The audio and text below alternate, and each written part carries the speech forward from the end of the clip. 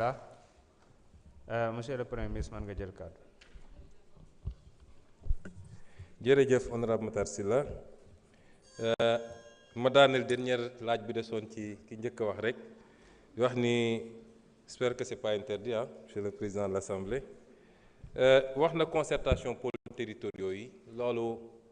liggéey bu tàmbali rek la defe naa le ministre de l'urbanisme et des collectivités territoriales mi ngi ciy def liggéey bu am solo concertation yi démarré wul tey avec le président de la République te du jeex tey dafa fekk rek mu waroon dem ci boor boobu mu profité ci def lu mel noonu waaye li nga xam ne ministre bi mu ngi koy liggéey te ñu présenté ko en conseil des ministres mu koy continuer élaborer bu ñu paree l'ensemble des acteurs seront associés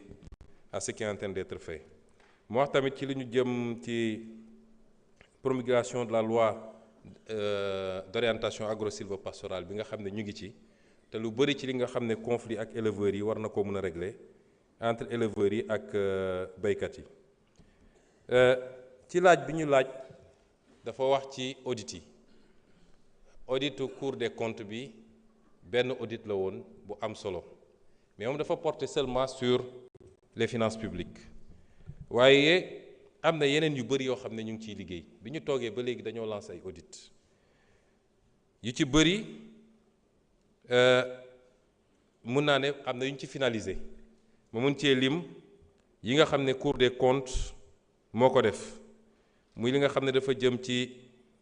les dépenses financées sur ressources extérieures au profit du CETUD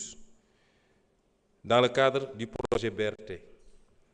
ak l'audit sur le contrôle de la gestion de l'Agence nationale d'insertion et de développement agricole ANIDA,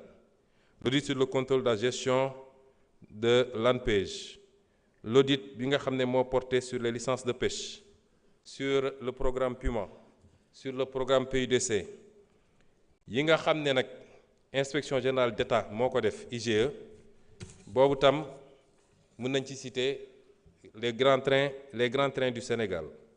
ak le fonds de développement des transports terrestres, le fonds d'entretien routier muy le FERA, les chemins de fer du Sénégal,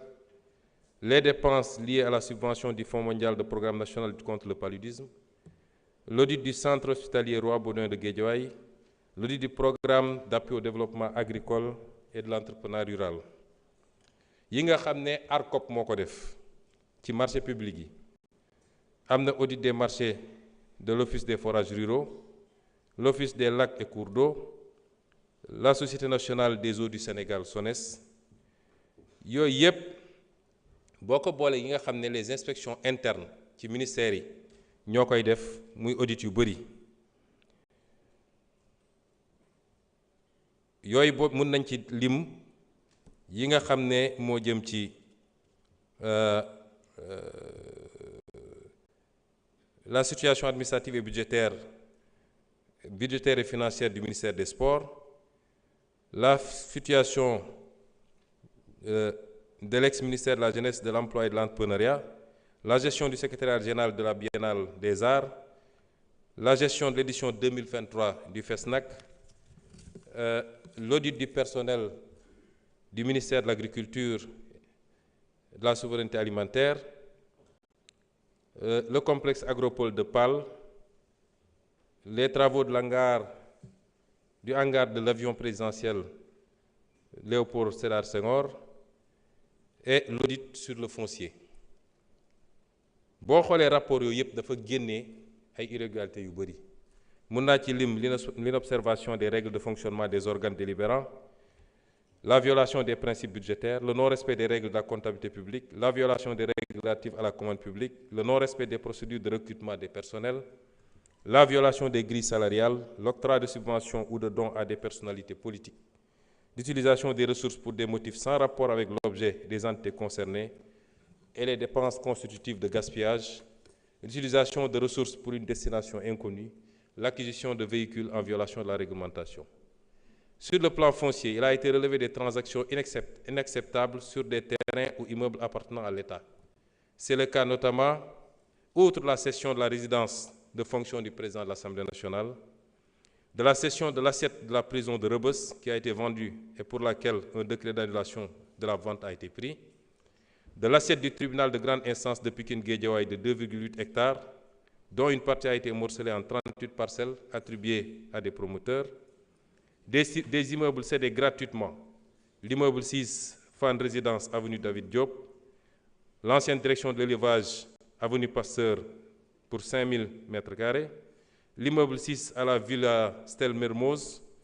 des immeubles donnés illicitement en bail, tels que l'immeuble Fan Angle rue Djilimbey, ainsi de suite. Si je commence à citer, on n'en sortira pas. C'est beaucoup d'immeubles en tout cas. Et pour tous ces immeubles cédés ou donnés en bail,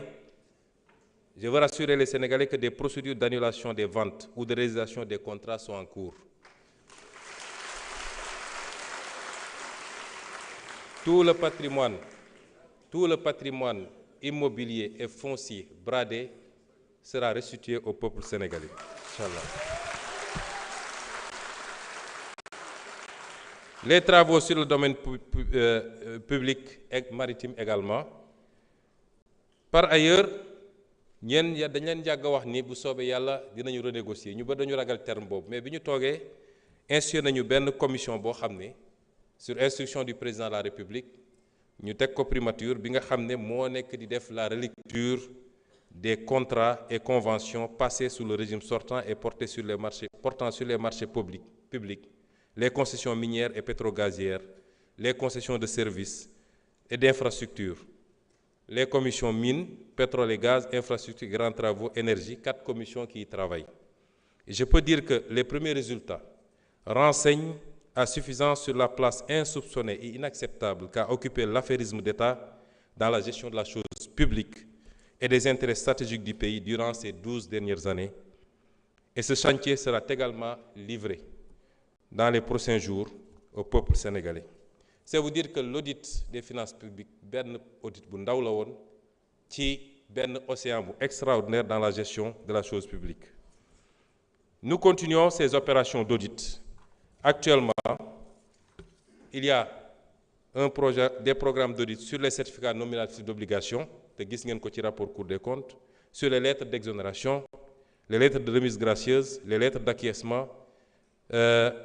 l'aéroport international Blaise Diagne, Air Sénégal International, AIBD Assistance Service 2AS, Direction des moyens généraux de la présidence de la République. Le président s'audite lui-même, et c'est une première au Sénégal. Les titres miniers, attribution transaction 2020-2024, les cessions de titres Endeavour, l'AGEROUTE, la DER-FJ, la CDC, la SAR, Petrosen, l'FD Sud, ANASER, le Fonds de développement des transports terrestres, et j'en passe. Merci. Merci beaucoup. Je vous remercie, Monsieur le Premier ministre. Oulimata Sidibé, man nga ñëw jël kàddu.